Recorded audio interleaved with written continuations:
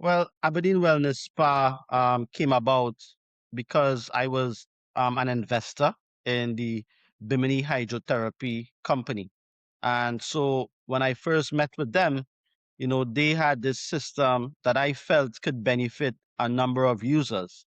However, because of the price of the system, not much people would have been able to afford to buy it and put it into their homes.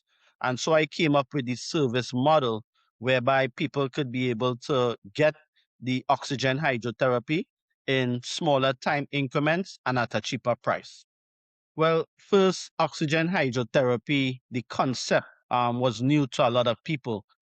So when I started to speak about it, and how the oxygen, gets into the body, people were like, I thought, you would wear a mask, and I'm saying no. This is the new way of getting oxygen into the blood, using nanotechnology and water.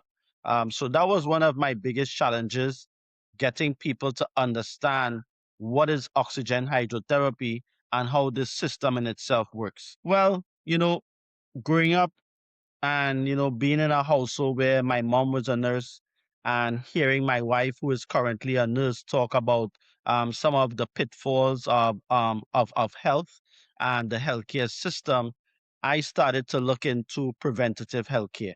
And so the ultimate goal is to provide preventative healthcare using natural means so that there are no known side effects. And so people could live, normal lives and not have to take prescription drugs to alleviate some of their pains. It was a little bit blurry. Obviously coming from, corporate America and being in private equity, launching a spa was obviously new to me, and some of the things that I would have had to done, locating a property, signing a lease agreement, decorating the spa, the vision for it, I knew, but I had to hire an interior decorator that kind of helped me, bring the vision to life.